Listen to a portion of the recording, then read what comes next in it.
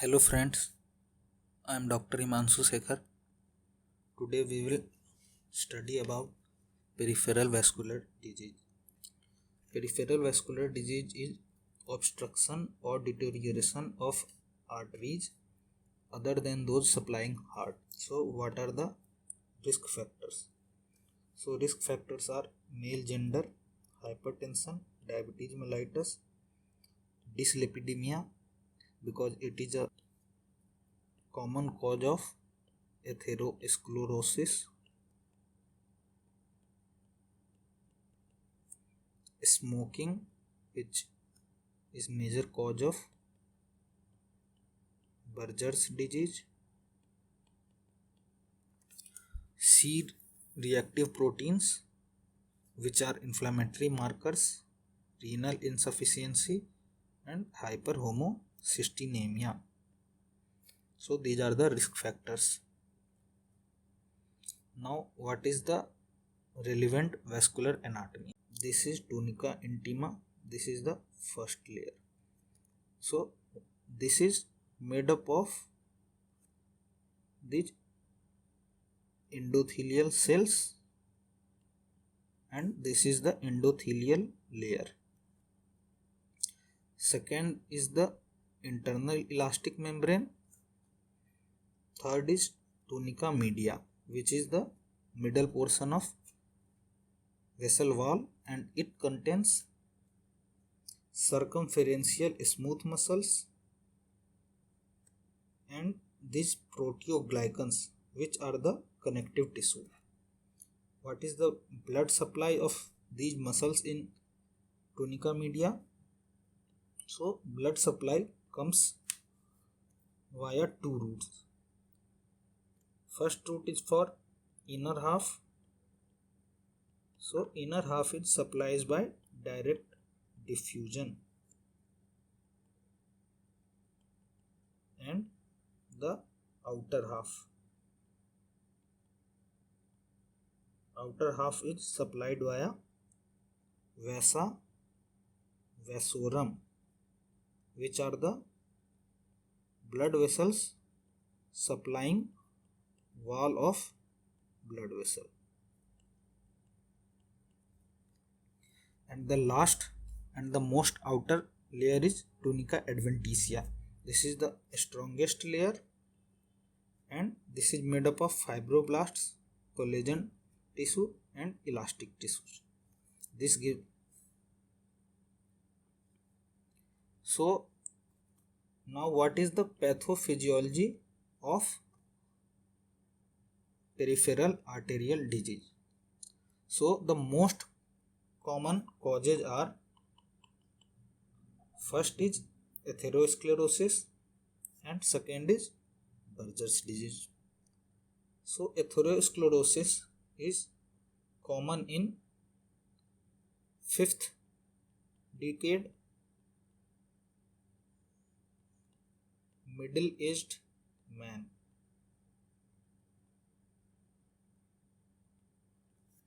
While Buerger's disease is common in young, that is 20 to 30 years. This is mostly common in male. This is associated with smoking.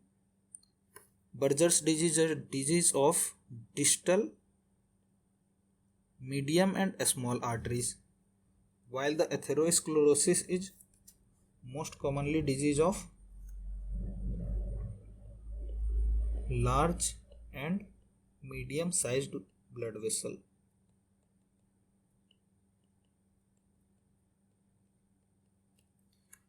So today we will study about atherosclerosis only.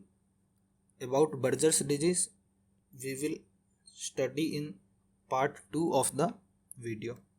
So what is the mechanism of Buerger's disease? First, due to many factors, if anyhow endothelial injury happens, then smooth muscles proliferation occurs, and because of injury and this smooth muscle proliferation there is inflammatory reaction and then the inflammatory cells which are macrophages and the debris. These make the plaque. So last stage of atherosclerosis formation is plaque deposition. So what is the morphology of plaque? So the most outer layer is this thin fibrous cap. This is the outer layer. Then there is inner, which is the major portion, which is composed of macrophages and debris, and the last layer which is near the blood endothelium, which is having components of neoangiogenesis and remodeling.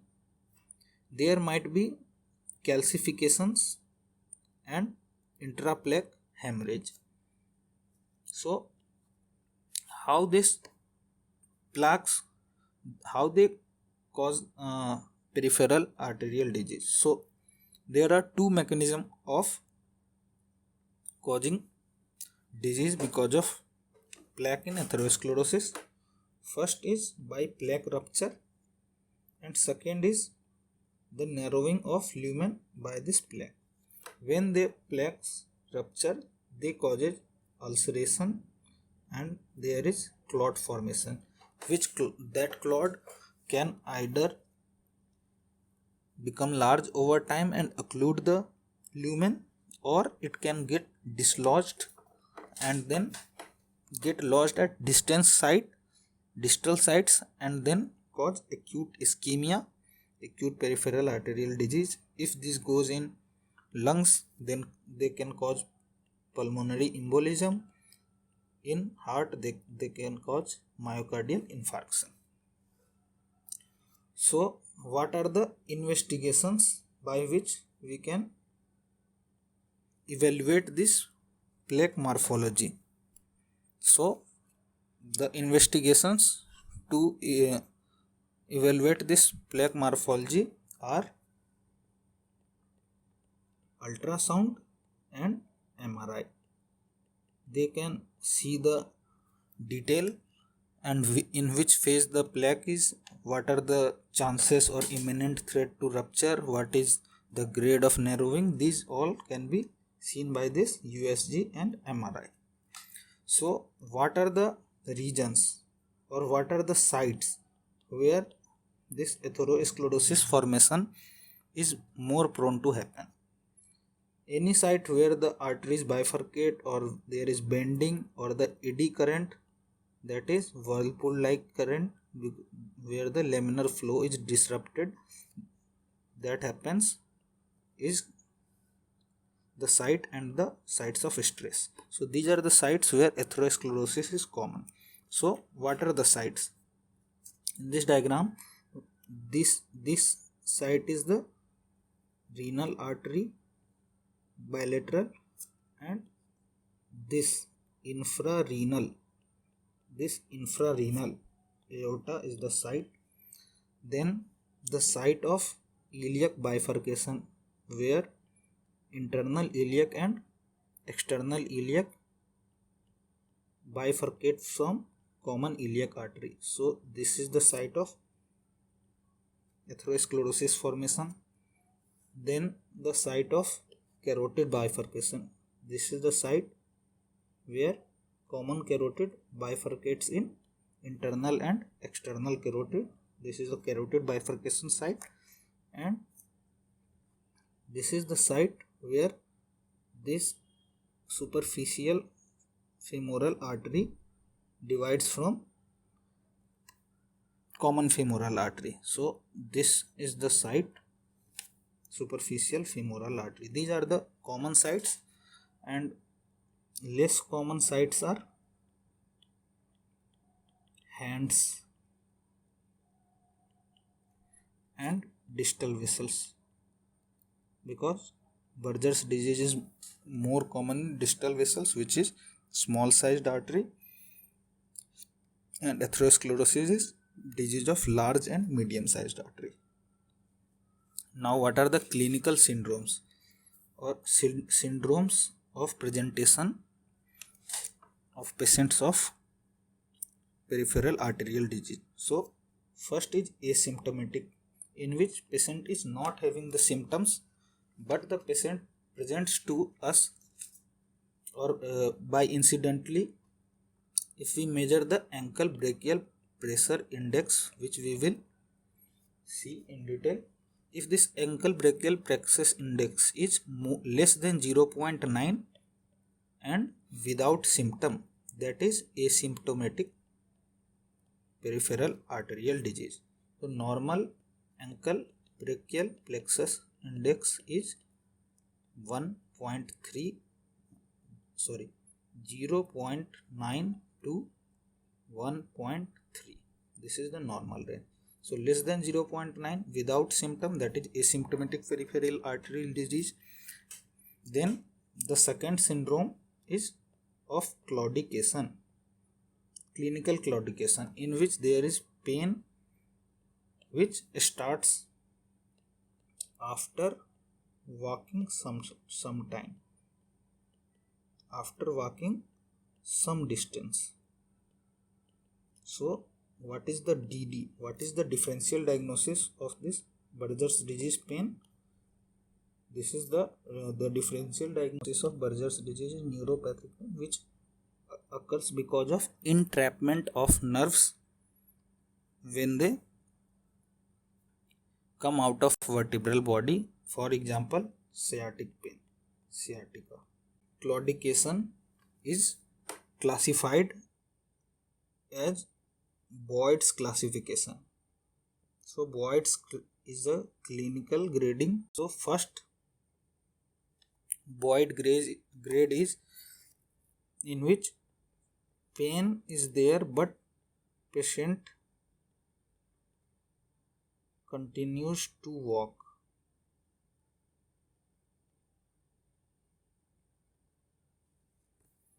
And after some time pain gets relieved. So pain of stage 1 Boyd's relieved after some time because walking increases blood flow, causes vasodilatation, substance P gets washed out. So this is the mechanism by which the pain of stage 1 Boyd's classification, intermittent claudication, gets relieved. This is because of substance P getting washed out after some times. In stage 2, pain is not relieved but patient continues to walk. In stage 3, patient has to take rest because of pain. And in stage 4, there is rest pain. Location of claudication pain depends on the level of obstruction, because pain happens one level below of obstruction. So first level is this aortoiliac obstruction. So aortoiliac obstruction, so this is the level of aorta and iliac. So this, if this happens, then the pain is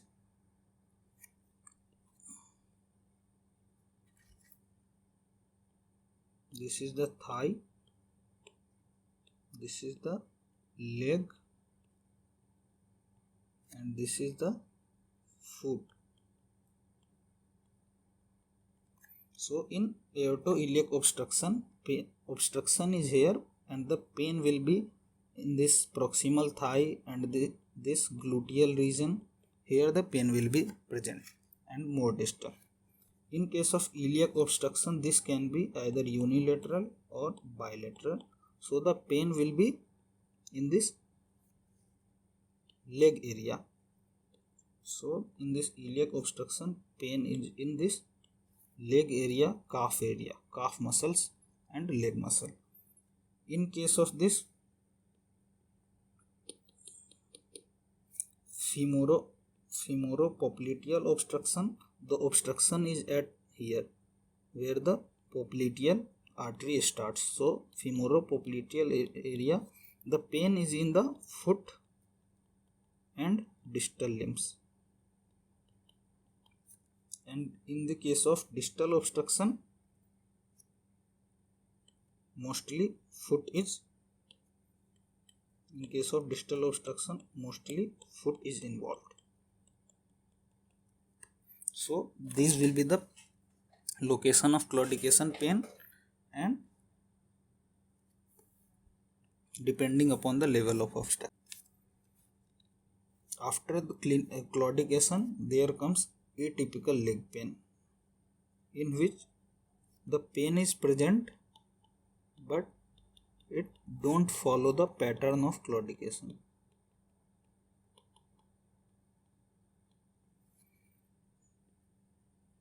Then comes critical limb ischemia. So critical limb ischemia is defined when there is rest pain. This occurs when the anaerobic respiration occurs even when the limb is at rest. So there is rest pain, and the duration is more than 2 weeks plus. So first is rest pain, critical limb. First is rest pain, second is duration more than 2 weeks, and third is ulceration or abrasion, that is tissue loss. So there should be 3 components for this diagnosis of critical limb ischemia. First should be the rest pain, second should be the duration, which should be more than 2 weeks, and third should be the ulceration and skin changes or tissue loss. So this is the critical limb ischemia, and last one is acute limb ischemia. So acute limb ischemia, in which the onset is sudden. Acute limb ischemia in which the onset is sudden, the duration is less than 2 weeks, and this threatens the viability of limbs.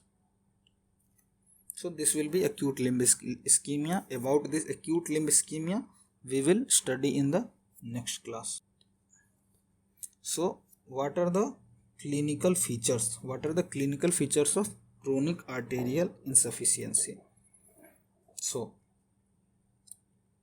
first, by which the patient can present is, initially it will become present of claudication, whose Boyd's classification and location we discussed. Then it will progress to rest pain, when the pain is even at rest because of continuous anaerobic respiration. So there is a thing called sunset foot sign.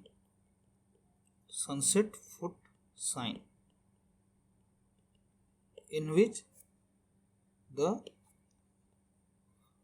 on elevation for some time the patient's limb becomes pale, and after keeping the limb in dependent position, it becomes initially blue, which is because of deoxygenated blood present in veins, and after that over the time it becomes red because of arterial blood. So This sunset foot sign is this sunset foot sign is indicative of chronic limb ischemia. Then this may progress to ulceration, then gangrene. Over the time, arterial pulses may get diminished or absent, and there is a slow capillary refill. So capillary refill is found on palpation. Normally blood flow comes within 2 to 3 seconds. In case of arterial ischemia, it is more than 10 seconds. So this is prolonged or slow capillary refill. So these are the clinical presentation. This ulceration and gangrene. Now there is a clinical classification by which the severe clinical classification of peripheral arterial disease, which is Fontaine and Rutherford's system, in which the clinical symptoms and signs, that is the complaints of patient and the findings of clinician, both are taken into consideration. So Fontaine, this thing is having 5 grades, 5 stages: 1, 2A, 2B, 3 and 4. But Rutherford, this starts from 0 to 6, and this is 1 to 4. Here 2A and 2B is there. So asymptomatic, mild claudication in both, moderate classification in both. But here in Fontaine classification, 2B is moderate to severe, but Rutherford classification is there is different for moderate and this is different for severe. After that, in Fontaine classification, there is ischemic rest pain and ulceration or gangrene. But in this Rutherford classification, 5th point is for minor tissue loss and 6th point is for major tissue loss. So now what will be the investigations? So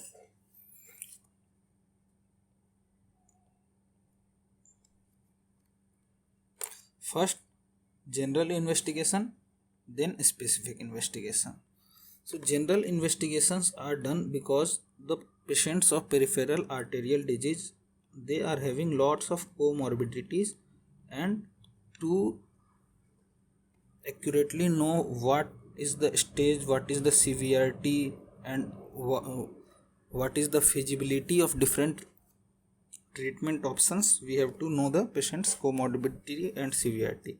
So first we will do blood tests, which will include complete blood count, in which polycythemia, this may be because of smoking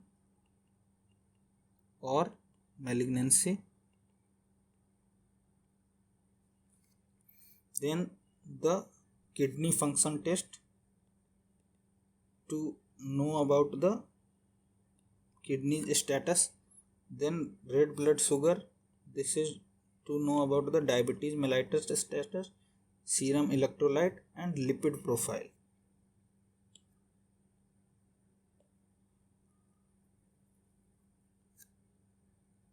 This lipid profile, because this is important in atherosclerosis.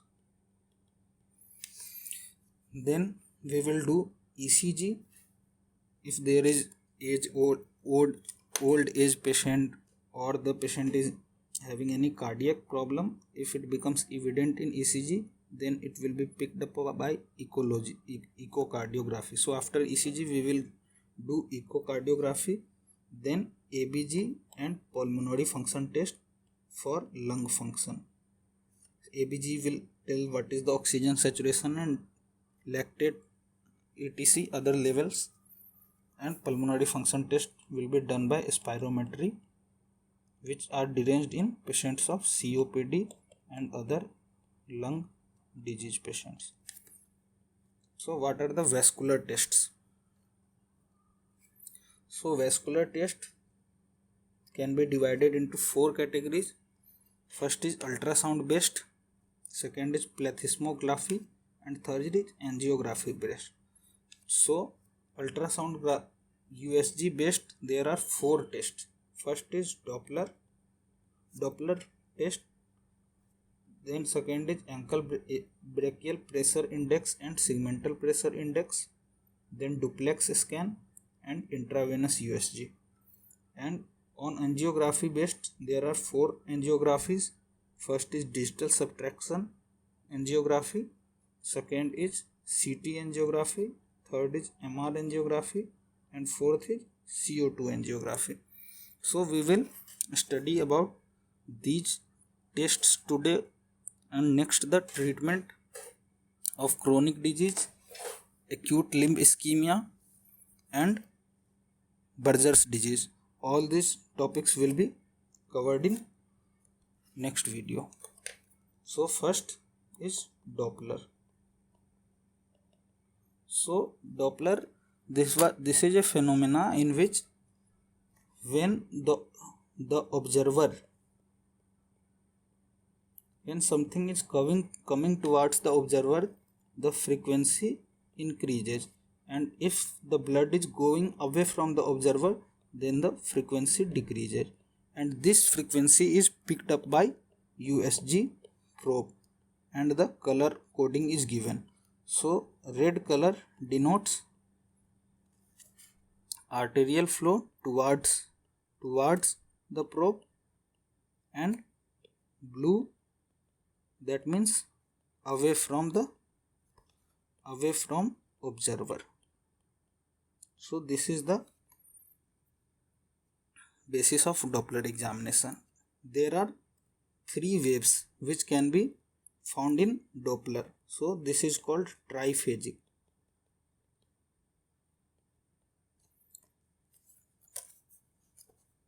So first wave is because of this early systole. This is called A wave. Then there is dicrotic notch, which is because of early diastole. In early diastole, the recoil of blood vessels causes this dicrotic notch, and this is the B phase or early diastole, and the C phase, which is the late diastole. So these 3 waveforms are there. So a normal vessel is triphasic. Normal arterial vessel is triphasic. It becomes biphasic, and after that monophasic. So depending upon the level of obstruction, it becomes biphasic and monophasic. So monophasic will be severe peripheral arterial disease. So limitation of Doppler is that it cannot predict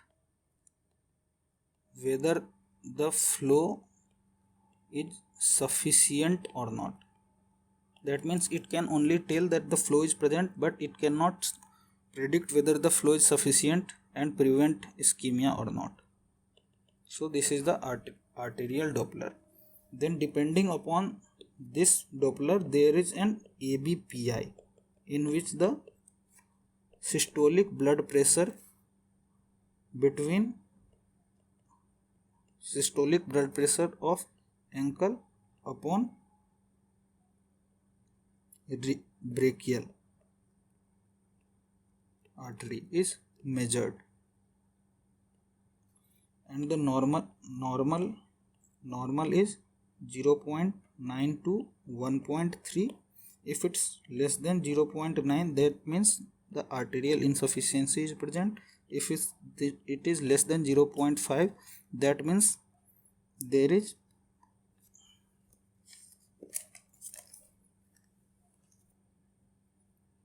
rest pain, and in less than 0.3 imminent threat or imminent necrosis. So this is the danger sign and urgent treatment is required. Then there is toe brachial pressure index. This, in case of diabetes mellitus, there is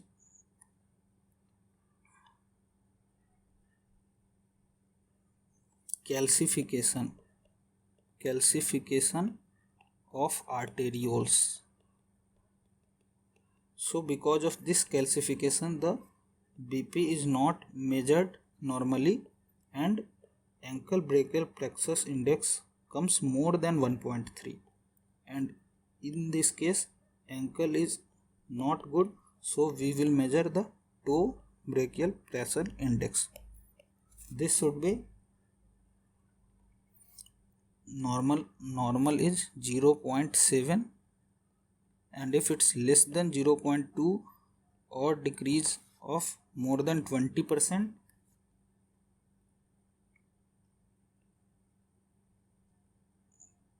then it is significant.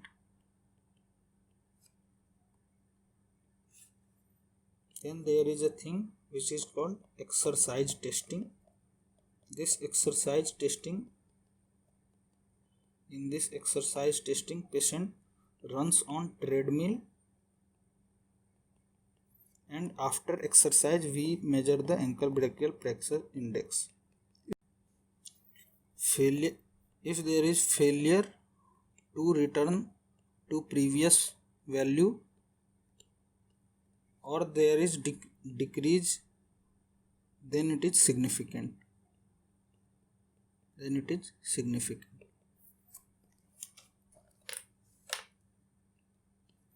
Then plethysmography. Plethysmography is the measurement of change in volume and pressure over the. This is done by pneumatic cuffs. These are like blood pressure cuff with sensors. This measures the change in volume and pressure. These are also having similar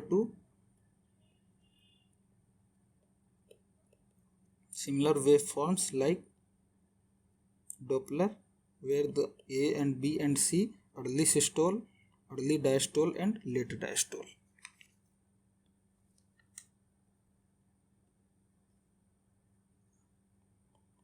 The last of USG based test is duplex scan. In duplex scan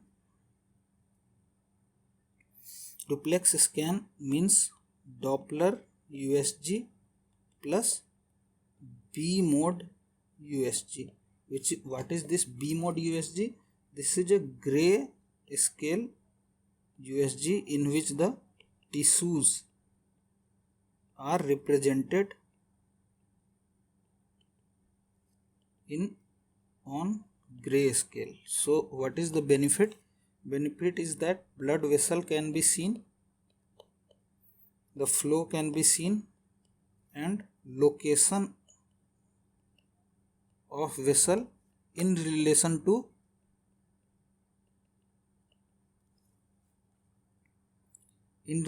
surrounding tissue, in relation to surrounding tissue. So this is duplex scan, which is Doppler USG plus B mode USG. So this gives anatomic and structural information.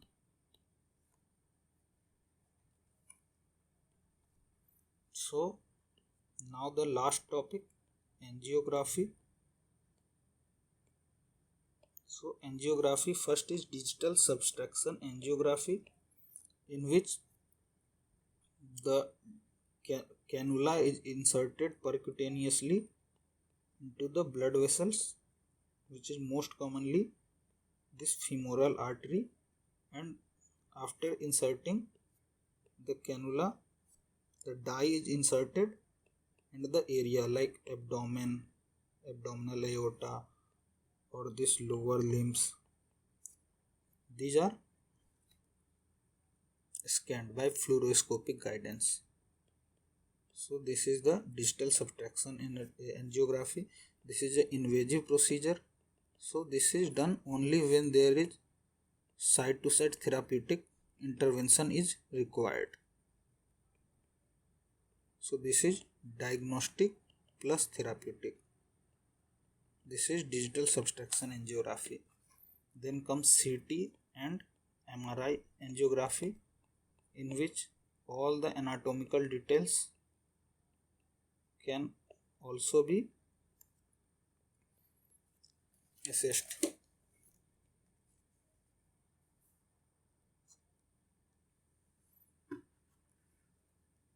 Side effects are nephrotoxicity. So contrast are not used in, or the patient in which renal function is deranged, in which CT is not can be done, and MR angiography, claustrophobia is present. In patient of claustrophobia, it is not done. In this also the side effect is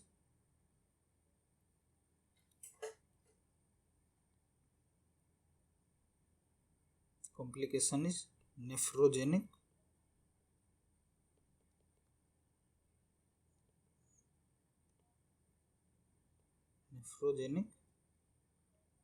systemic fibrosis. Nephrogenic systemic fibrosis is the side effect. Then there is carbon dioxide angio, in which CO2 is used as contrast media, contrast agent, and this is done in chronic renal failure patient, in which contrast cannot be given. Last one was intravascular USG ultrasound, in which the probe is inserted inside the vessel and 360-degree view of vessel, all the structural detail and the site and location, this can be found. So this is all about today's.